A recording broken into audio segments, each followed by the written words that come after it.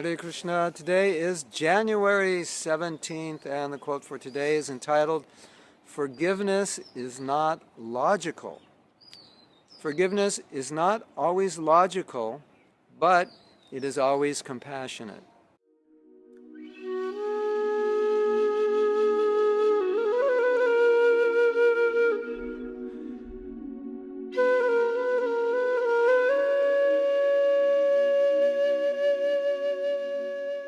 And what I mean by not logical, when we think in a logical way, it's a more of a materialistic way or a non-Krishna conscious way of looking at something. So we analyze what's right about it, we judge it, what was wrong about it, and then we consider how we should act. Well, based on the fact that you did this, you did that, which was wrong, which was unethical, which was a lack of integrity, I don't feel obliged to act specifically in this way because I'm basically reciprocating or responding to your actions. In some cases, now we're talking about forgiveness, in some cases it'll come to a point where we think, well, I don't really, you don't really deserve my forgiveness. You're not worthy of my forgiveness.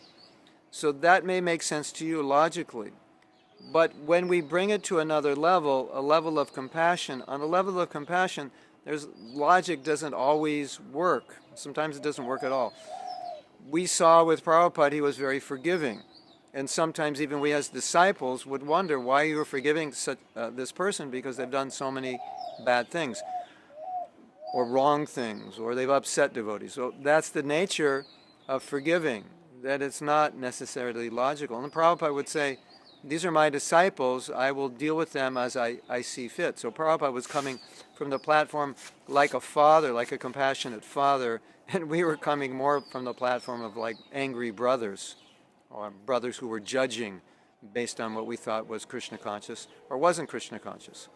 So in the work I've done in the forgiveness workshops, I've seen that if anybody is trying to understand why they should forgive from a logical perspective, the problem is that sometimes they won't find any reasons because logically it won't make sense. If a person did A, B, C, and D, then logically they don't really deserve to be forgiven. If I forgive them, they'll do it again, they won't appreciate it, it's their nature, it's not going to help.